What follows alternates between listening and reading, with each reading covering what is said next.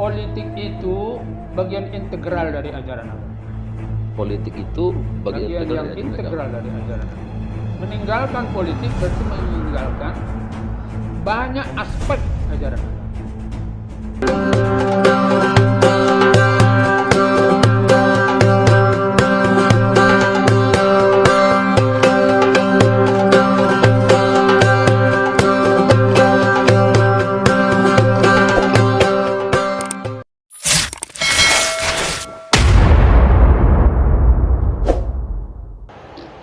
Assalamualaikum warahmatullahi wabarakatuh. Waalaikumsalam warahmatullahi wabarakatuh.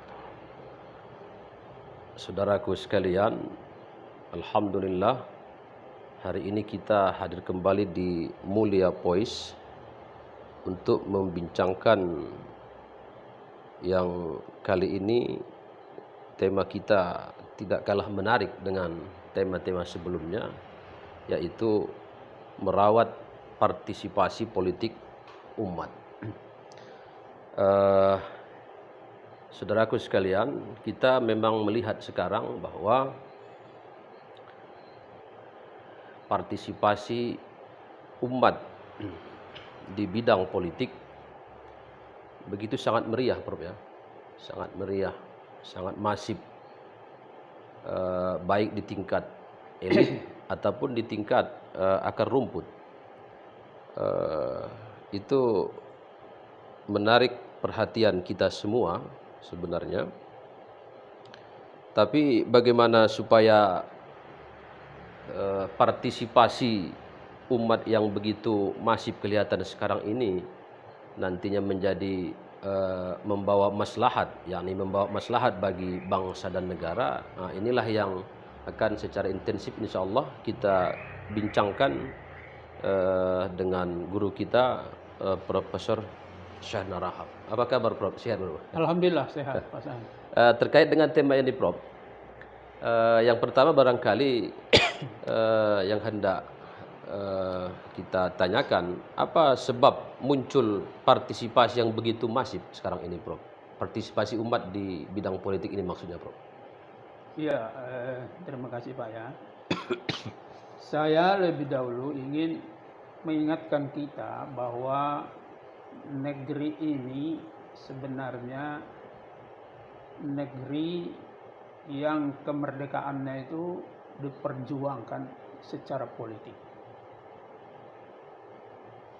Jadi Indonesia itu ya jangankan sesudah lahir, sebelum lahir pun yang disebut Indonesia itu, orang Indonesia sudah masuk di kancah politik.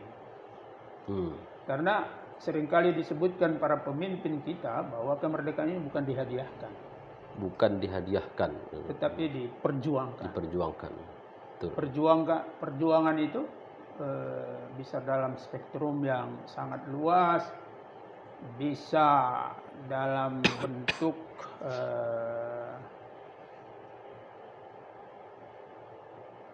perjuangan ekonomi, perjuangan militer atau persenjataan, bisa juga perjuangan politik dan diplomasi. Kita bisa bayangkan loh, bagaimana para pahlawan itu membangkitkan semangat rakyat untuk ikut berjuang untuk kemerdekaan. Itu berat sekali itu. Oleh karenanya para pejuang itu mencari cara, strategi bagaimana supaya rakyat ini mau bangkit untuk berjuang untuk kemerdekaan. Mereka lihat dari mana spirit yang langsung bisa kita peroleh. Agama. Bro. Iya. Semua agama lah. Jadi para pejuang itu dia kembali ke tradisinya, di mana saya bisa mengutip semangat perjuangan ini, balik ke agama. Jadi di dalam mengawal perjuangan kemerdekaan, sebenarnya agama hadir. Bukan hadir sendiri di situ, memang para pejuang itu mencari di mana saya bisa mengutip spirit perjuangan ini. balik dia ke ahli agama.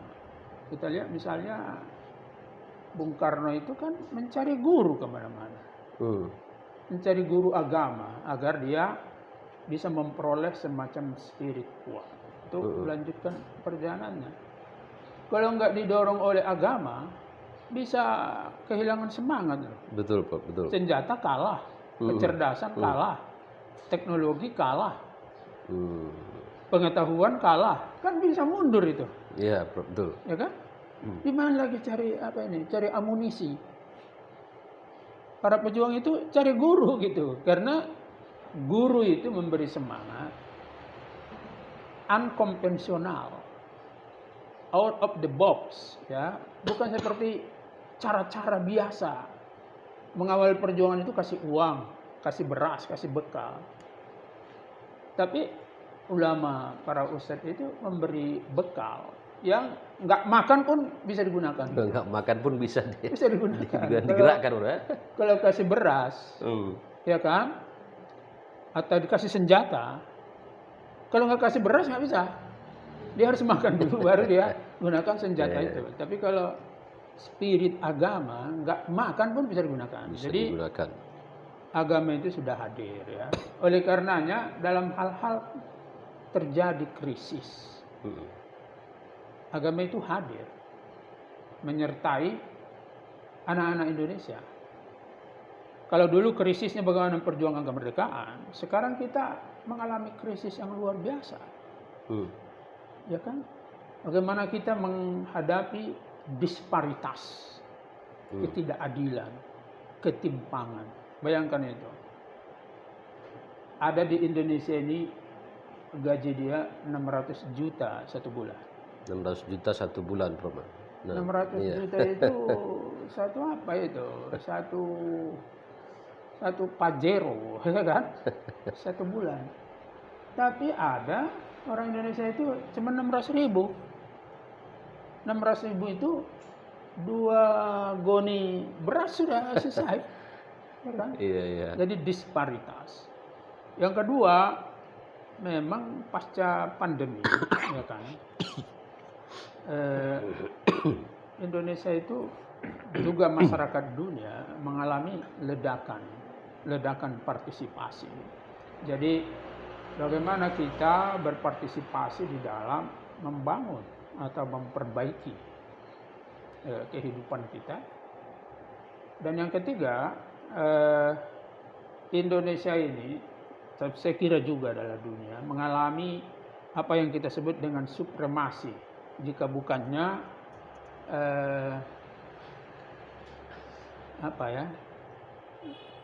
dominasi politik, ya kan? Politik merasuk ke semua aspek kehidupan kita. Bahkan yang paling efektif untuk memperbaiki keadaan, untuk menyampaikan suara dan pemikiran, itu melalui jalur politik. Ya, betul, Prof. Oleh karenanya umat masuk ke dalam saluran-saluran yang memang bangsa kita menciptakannya. Iya, Prof. Nggak mungkin lah dibuat saluran ini lalu umat nempuh saluran sana. Mana nyampe itu kan? Nyambung. Jadi kalau salurannya politik, ya umat harus masuk politik. Betul. Jadi saya lihat di situ yang menyebabkan ledakan partisipasi politik ini muncul. Jadi ada beberapa faktor tadi yang mempengaruhi, Prof, ya, sehingga partisipasi atau ledakan partisipasi politik umat yang tinggi sekarang dipengaruhi oleh faktor-faktor tadi, Prof. Iya, benar. Tapi hal yang perlu juga diketahui, Prof, bahwa diketahui atau diwaspadai nampaknya, Prof, lebih tepat bahasanya, bahwa kehadiran kaum muslimin lah katakan di panggung politik, apalagi nanti sudah tokoh-tokoh kesohornya yang masuk ke panggung politik, itu semacam dianggap, katakan misalnya seorang tokoh masuk kemudian ke dunia politik, tokohnya tokoh agama pula misalnya, Prof, itu dianggap bahwa yang bersangkutan sudah samar agamanya, dianggap sudah kayaknya udah mau ikut main dengan bandit gitu bro ya. Jadi bahkan mungkin dianggap sebagai ya ini nampaknya politik identitas, ini nampaknya gerakan radikalisme ini dan lain sebagainya, Prof. Disematkan hal-hal negatif disematkan kepada orang tersebut. Itu bagaimana Prof menganalisanya itu, Prof? Iya, kalau saya perhatikan itu ahli agama Indonesia itu sportif kali Sportif kali maksudnya di gimana, Prof? dalam menggunakan partisipasi politik. Artinya gini, ulama-ulama, ustadz-ustadz, tokoh-tokoh, cendekiawan itu masuk politik itu bukan sembarangan ya. Ya kan? Dia tidak turun kalau dia lihat umat Islam yang ada di sektor-sektor lain itu bisa mengerjakannya.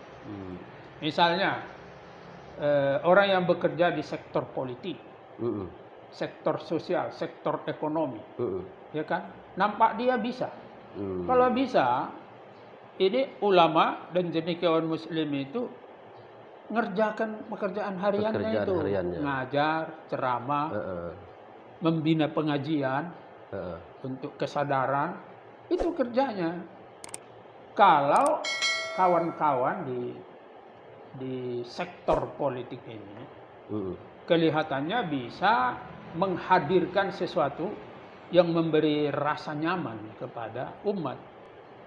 Tapi kalau ulama, ustadz, kemudian cendekiawan Muslim lihat, oh ini nggak jalan ini, bahaya ini. Di luar harapan gitu lah. Turun dia. Turun dia. Ini kita harus ikut. Harus ikut ini. Ini apanya? Situasinya sudah memanggil gitu. Jadi di sini yang kadang-kadang kita salah melihat kalau misalnya ada ulama yang turun ke politik itu dianggap pragmatis saja gitu. Memang ada juga orang begini, tokoh malah ya, nggak didengar-dengar pendapatku ini. Karena aku bisa ngatur, ya kan? Masuk dia. Kalau selektif, alhamdulillah. Tapi ada yang tidak selektif. Itu barangkali yang membuat ada anggapan ini nyala ini. Ya kan? Seperti itu saya kira.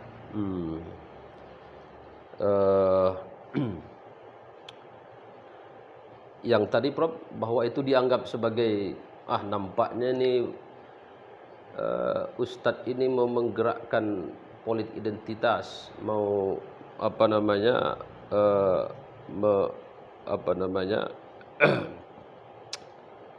membawa masyarakat ke pemikiran intoleran dan lain sebagainya itu. Ya, gini. Nyata nggak Prof lihat sekarang itu? Begini. Orang itu melakukan gerakan, pembicaraan, gagasan, itu bukan berangkat dari perspektif kosong gitu. Semua orang, misalnya kalau orang masuk politik, pasti dia lihat modalnya apa.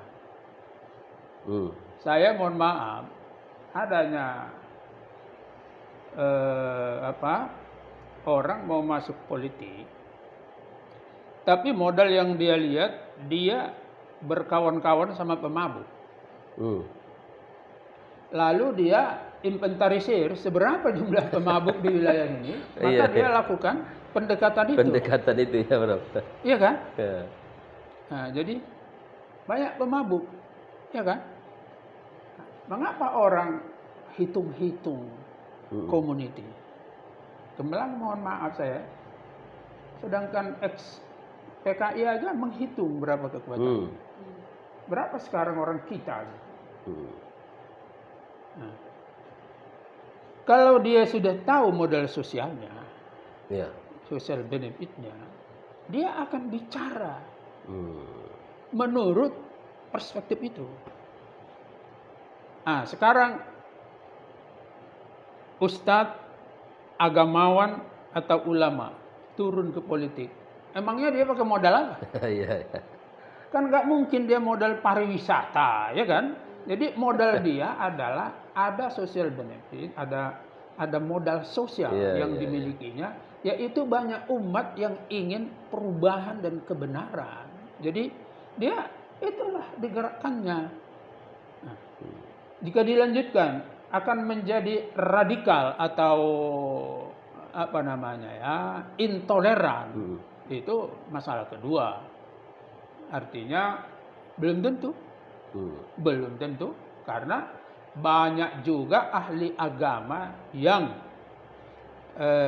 berpolitik dengan menggunakan modal sosial umat, tetapi tetap berwawasan kebangsaan, wawasan kemanusiaan. Jadi tidak identik politik Islam itu dengan intoleran.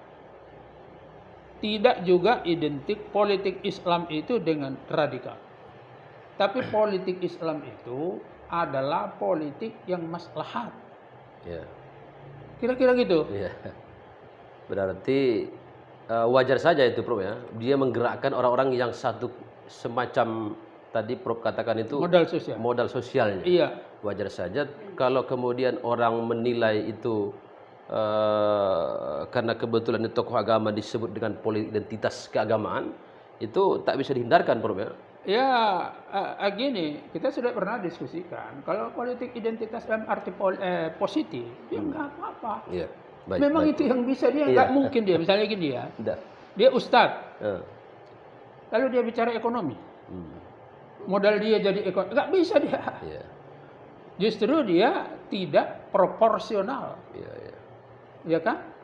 Sama dengan kawan-kawan kita sekarang yang punya ilmu politik lalu menggunakan agama, isu-isu agama. Ya banyak yang bagus, tapi ada juga yang dia tidak menguasai detail persoalan itu dalam agama hingga memancing persoalan. Berarti dapat saya tangkap tidak persoalan kalau seseorang misalnya menggerakkan modal sosialnya, yang penting untuk bangsa gitu Bro ya. Untuk bangsa, untuk kemanusiaan. Dan untuk jangan menyakiti orang lain. Ya, ya. Karena masing-masing sebenarnya begitu Bro ya.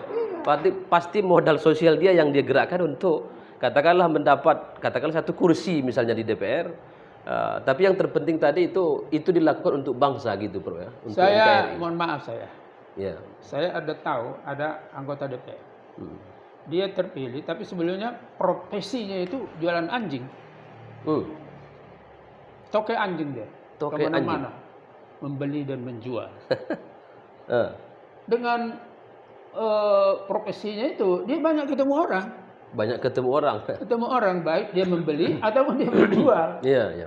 Jadi dia melihat, oh ini modal sosial saya nih, saya harus bicara mengenai hal seperti ini. Apa salahnya?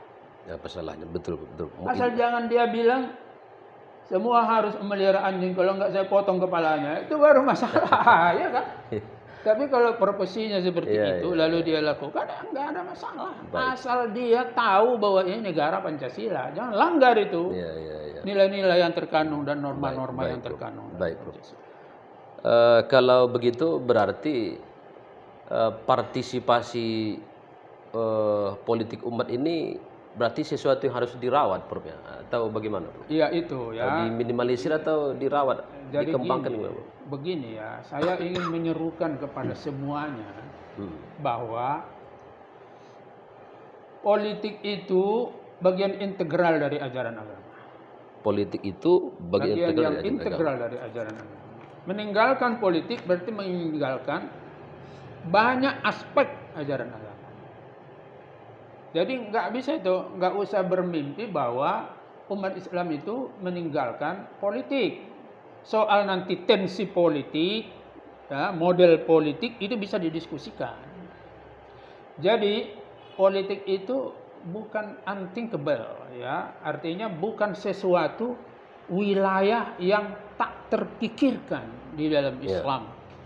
Kita juga tahu bahwa para rasul memimpin kegiatan politik. Ya kan?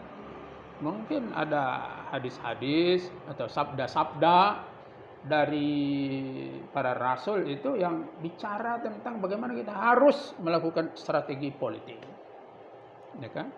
Rasulullah sendiri membuat undang-undang politik, Mitsaqul Madinah, yang mengatur masyarakat. Bagaimana masyarakat yang plural bisa hidup berdampingan. Itu yang Piagam Madinah itu. Jadi bagaimana kita mau dipisahkan dari politik, sedangkan agama itu bicara politik, Rasul menteladankan politik. Iya. Berikutnya ada loh tugas istikmar, yang saya sebut dengan tugas istikmar itu, wa ansha'akum minal ardi wasta'marakum fiha. Kau dilahirkan ke dunia ini dengan tugas untuk memakmurkan. Kalau Indonesia, negara yang besar ini mau dimakmurkan, kita harus menggunakan jalur politik. Betul. Walaupun itu bukan satu-satunya, ya kan? Ada jalur sosial, ada jalur budaya, tetapi yang mengatur kehidupan bangsa kita sudah kita sepakati politik. Betul. Ya kan? Oleh karenanya, apa itu pekerjaan politik? Tugas keagamaan. Tugas keagamaan. Tugas keagamaan yang ini disadari betul oleh Snop Horgroni, penasehat penjajahan Belanda itu. Dengan nasihatnya pada Belanda, ini Indonesia ini akan sulit dikalahkan, dijajah, atau sulit merawat kolonialisme di Indonesia kalau tidak dipisahkan politik dengan agama. Dengan agama. Oleh karenanya dia merekomendasikan kepada penjajah Belanda, lakukan politik etik. Politik etik itu Belanda itu. Nah, bagaimana caranya? Umat Islam ini persilahkanlah untuk beribadah, menjalankan ajaran agamanya, tetapi jangan sekali-kali beri peluang bagi mereka untuk ikut politik. Itu strategi kolonialisme.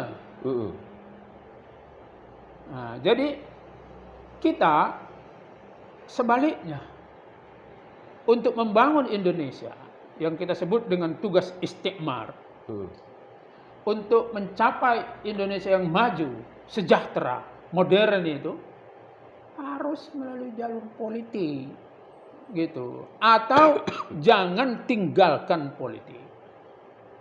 Nah, dengan demikian saya bisa simpulkan harus dirawat. Harus dirawat, Prof. Harus dirawat. Baik, berarti kesimpulannya mesti dirawat ya, Prof. Iya, benar. Partisipasi politik umat ini.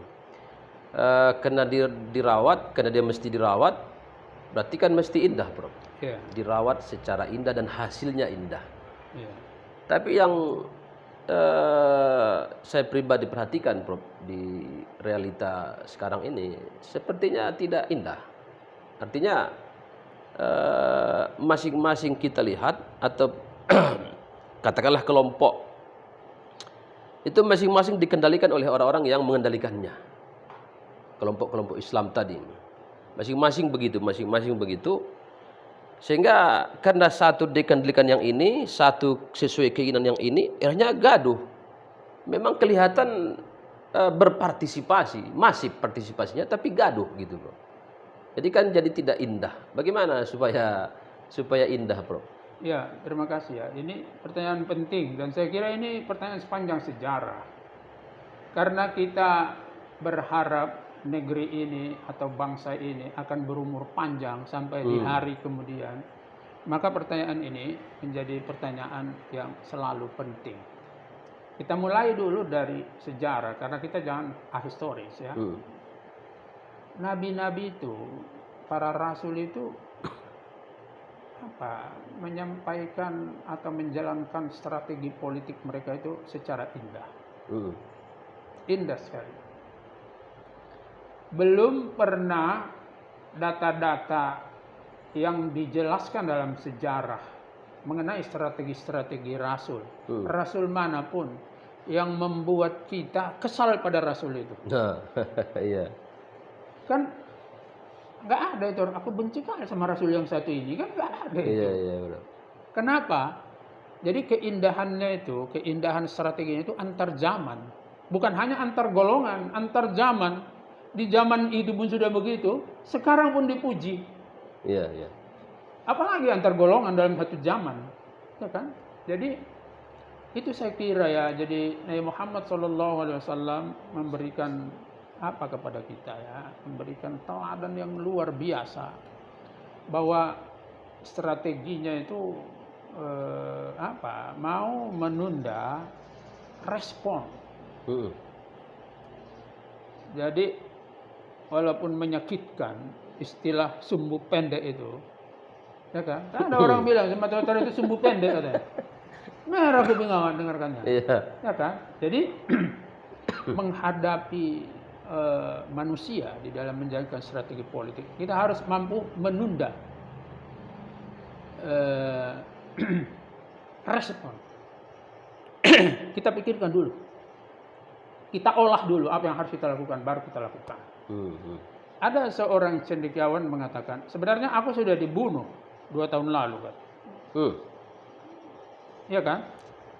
Tapi waktu itu nggak ada hak untuk membalas. Karena sebagai orang yang harus menjalankan strategi indah, aku harus tunda. Dan sekarang saya masih hidup katanya, kan nggak terbunuh katanya. Sebenarnya 2 tahun lalu sudah dibunuh saya katanya. Itu artinya ada orang yang ingin membunuh karakternya supaya dia habis, tapi dia tunda. Nah, jadi indah. Yang kedua,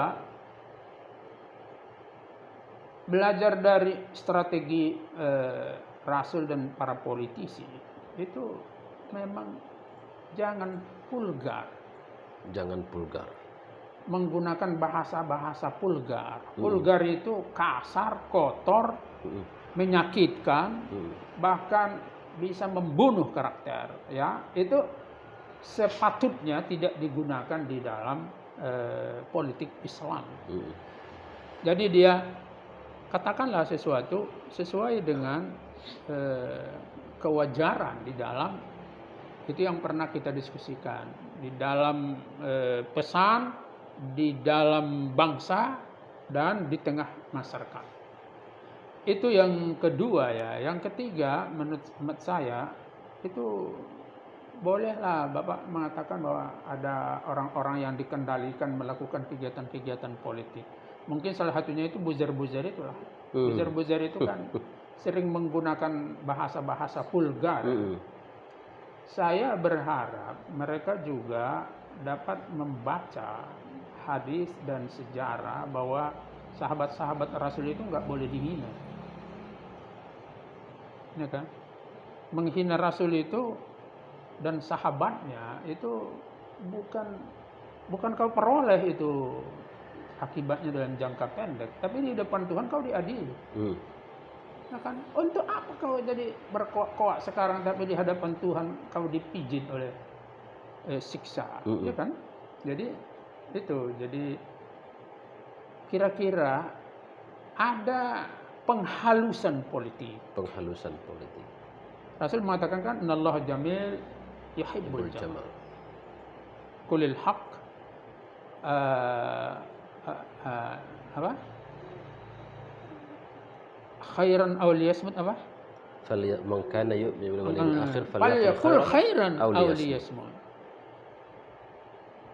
Kemudian ini mendidik kita supaya mengurangi vulgaritas politik di negara kita. Nanti kan generasi muda Indonesia di masa datang, dia akan buat periode-periode. Periode sejarah Indonesia dengan bahasa yang indah. Periode sejarah Indonesia yang politiknya bahasanya buruk. Jangan sampai masa kita ini di dalam sejarah disebut bahasa politik Indonesia di tahun sekian sampai tahun sekian buruk katanya. Ditunjukkan pula gambar awak di situ, ya kan?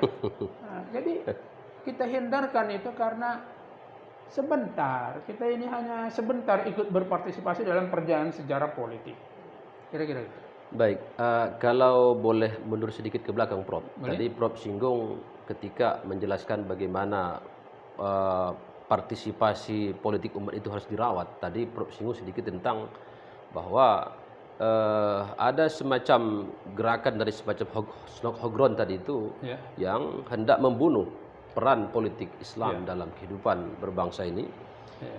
Saya tertarik situ sedikit Prof, bahwa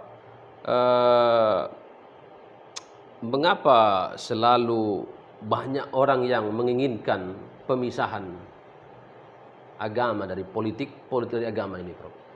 Pertama, karena ketidaktahuan terhadap Islam. Ketidaktahuan terhadap Islam. Ya kan? Ini kan musim ini. Belajar pengajian 20 kali jadi ahli. Awak berpuluh tahun sekolah agama, betapa sulitnya, ya kan, mengetahui kedalaman ajaran agama. Ada kadang-kadang dapat informasi sedikit, terus menuding dia. Jadi nggak paham. Di dalam literatur keislaman itu kan ada la yadri wa la yadri annahu la yadri. La yadri annahu Dia la tidak yadri. tahu Iya. bahwa dia tidak tahu, dan dia tidak tahu bahwa dia tidak tahu. Dia pikirnya dia tahu, ya kan? Dalam bahasa yang vulgar ini sok tahu. Gitu. Sok tahu. Nah, jadi apa namanya ya? Dengan mudah, dengan ringan lidah menyalahkan antar sesama hanya karena kebencian. Gitu. Jadi nggak paham. Nggak paham. Ya. Untuk itu saya sebenarnya mengharapkan begini ya. Politisi ini sekolah lah di UIN gitu. Ya kan? Situ ada jurusan politik Islam, dan guru-guru politik Islam itu pun bersiap lah karena dia akan mengkader politisi negara. Ya kan? Ini kadang-kadang kita lihat dosen-dosen politik di perguruan tinggi agama itu diam aja dia. Entah betul entah enggak yang terjadi ini, enggak peduli dia, tapi dia doktor, profesor bidang politik Islam gitu. Jadi belajar supaya tahu gitu gimana Islam itu terutama terkait dengan politik, supaya perpolitikan kita ini menjadi indah. Yang kedua, memang desakan sekularisme itu ada. Desakan sekularisme. Artinya gini loh, bagian dunia lain karena nggak bisa mengerti dengan agama, lalu dia katakan rumit kali ini, nggak usah masuk politik ini, ya kan? Politik ini gini aja gitu. Padahal siapa sih gurunya politik ini? Guru politik itu adalah Tuhan. Nggak mungkin itu ilmu politik yang diturunkan Tuhan, tidak diturunkannya juga bagaimana politik itu dijalankan supaya tetap taat pada Tuhan. Menarik itu yang kita kembangkan di UIN itu dengan Wahdatul Ulum. Ya kan? Itu satu kesatuan itu. Kalau kau mau tahu politik, kau harus tahu apa kata Tuhan tentang politik. Jangan asik mengutip pendapat ahli aja, ya kan, yang cocok denganmu, karena itu dari Tuhan. Satu paket itu Tuhan menurunkan. Jadi kita kenal suatu istilah an-siyasatu syai'un wad-dinu syai'un akhar. Ya kan? Dalam cara berpikir sekularis itu, siasah itu politik sesuatu, politik itu sesuatu, agama itu sesuatu yang lain. Tidak ada kaitannya antara politik dengan agama. Jadi saya dengan hormat ya kepada para tokoh-tokoh kita, termasuk tokoh-tokoh nasional, agar jangan sampai mengendap dalam pikirannya bahwa politik itu sesuatu, agama itu sesuatu yang lain gitu. Karena ini loh, betapapun besarnya seorang politikus itu, nanti kalau sudah meninggal dia, agama juga ngurus dia itu. Mana ada karena hebatnya ilmu politik dia jalan sendiri ke kubur, kan nggak ada itu. Iya bro. Ya kan? Dia harus diurus oleh agama. Oleh karenanya jangan sikit-sikit nyalahkan agama ini karena berkaitan dengan politik. Gitu. Berarti pertama tidak paham ya hakikat agama, yang kedua berarti pengaruh sekularisme bro. Baik, barangkali terakhir Prof dalam pertemuan kita ini, pertanyaannya ini lebih umum tapi sekira bisa menjadi penutup bagi diskusi kita ini Prof. Ya. Bagaimana gagasan Prof tentang peningkatan partisipasi politik umat ini? Bagaimana supaya dirawat, dikembangkan sehingga meningkat secara positif itu, Bro? Iya, saya kira ini tugas yang hampir jarang kita bicarakan. Kita di dalam dialog-dialog kita, dalam kehidupan berbangsa ini, kita kontra aja. Ya kan? Apa namanya? Tesa antitesa gitu. Sampai situ. Tesa antitesa itu kan gurunya Allah Subhanahu wa taala. Tetapi dari sudut filsafat itu Friedrich Hegel. Itu kan yang mengembangkan tesa, antitesa, sintesa gitu. Jadi kita asik bertengkar soal tesa dan antitesa. Ya kan? Sintesanya gimana? Gimana ini supaya kita bisa selesaikan dan bangsa ini bisa berjalan ke depan. Jadi gini, saya ingin mengatakan bahwa partisipasi politik umat saat ini ada dua. Satu, partisipasi yang otonom ya, bermartabat.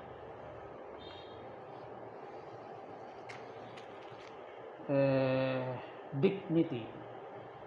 Dia bermartabat dalam berpolitik ini. Jadi ini bangsa. Bangsa ini kebetulan miliknya Allah. Negara ini miliknya Allah. Dan di sini banyak orang atau hampir semua meyakini Allah. Oleh karena kita harus gali. Sebenarnya maunya Allah bangsa ini kayak mana gitu. Gitu. Nggak mungkin itu maunya Allah itu bangsa ini kau aja yang hidup, yang lain kau tebas semua. Kan nggak mungkin. Iya, betul. Iya kan? Jadi Tuhan itu kau hidup bersama. Inna khalaqnakum min dzakarin wa unsa wa ja'alnakum syu'uban wa qabail. Jadi ada politisi itu dia ikuti jalur ini. Nuktah ini dia ikuti. Sehingga politiknya bermartabat. Jadi saya kira ke sana arahnya.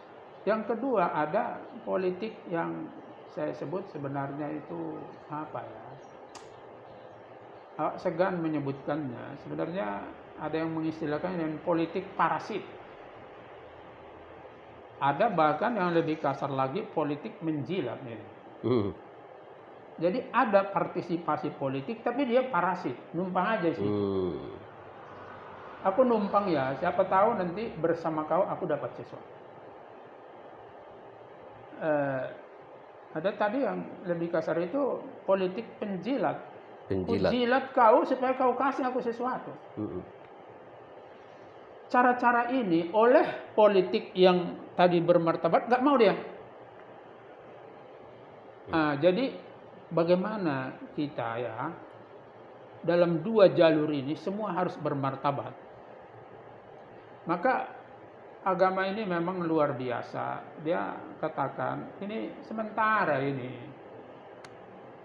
Mal hayatud dunya illa lahwun wa la'ib. Sementara ini jangan kau di dunia ini macam kau mau di sini terus. Enggak lah, kau sebentar aja. Ya kan? Jadi oleh karenanya kita rawat dunia ini, kita rawat bangsa ini dengan penuh martabat. Dan menurut saya keselamatan bangsa ini di masa depan tergantung pada apakah kita masih menyadari bahwa kita harus membawanya ke arah yang lebih diridhoi oleh Tuhan. Karena para perumus bangsa kita, pendiri bangsa kita, the founding fathers itu kentara sekali mereka itu nanya Tuhan dengan rahmat Allah yang maha kuasa. Itu kan apa itu ya, satu kesadaran yang intrinsik yang ada dalam hatinya. Ini semua kalau nggak sama Tuhan nggak jadi nih, gitu. Ini kadang-kadang pidato pejabat itu ditunggu-tunggu kapan ini ada kalimat Allah dalam pidatonya, sampai habis pidatonya nggak ada. Ada nggak penyerahannya kepada Allah dalam pidatonya? setengah jam pidato, nggak ingat ke atas. Ya kan? Iya, Prof. Jadi saya kira itu Pak. Nah, tapi kita ini ya, kita harus terus pertama mencari teman. Ya kan? Saya sebenarnya ingin supaya dialog politik itu temanya itu bukan temanya ya, ruh yang yang mewarnainya itu mencari teman,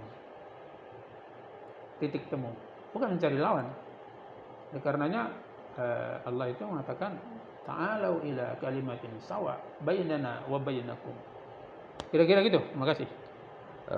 Baik, saudaraku sekalian, demikianlah diskusi kita kali ini dengan guru kita Profesor Syahna Rahab terkait dengan tema yang sangat menarik tadi itu, yaitu partisipasi politik umat. Merawat partisipasi politik umat yang kalau dapat kita simpulkan, pertama dia mesti dirawat, Prof, ya. Mesti dirawat, tapi dirawat secara indah supaya membawa maslahat bagi dan bermartabat supaya membawa maslahat bagi bangsa dan negara kita ini yang berada dalam bingkai negara kesatuan Republik Indonesia.